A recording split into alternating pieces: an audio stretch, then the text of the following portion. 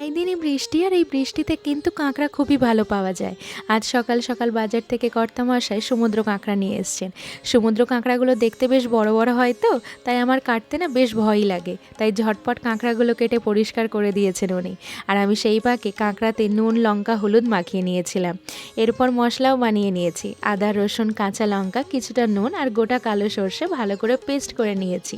সর্ষে বাটার সময় একটু নুন দিলে সর্ষেতে তিতকুটে ভাবটা আর থাকে না। এরপর পেঁয়াজ টমেটো কুচি করে নিয়েছি। কড়াইয়ে সরষের তেল ভালো করে গরম হয়ে এলে কাঁকড়াগুলো ভেজে নিতে হবে। এরপর ওই তেলেই পেঁয়াজ টমেটো কুচি দিয়ে দেব।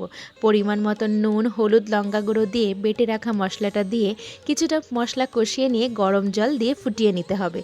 এরপর ঝোলটা ফুটে এলেই ভেজে রাখা কাঁকড়াগুলো দিয়ে দিতে হবে। ব্যাস তৈরি হয়ে গেল ঝাল ঝাল কাঁকড়া কষা। আর গরম গরম ভাতের সাথে ঝাল ঝাল কাঁকড়ার এই কষা পুরো অমৃতের স্বাদ লাগে। তোমরাও ট্রাই করে দেখো।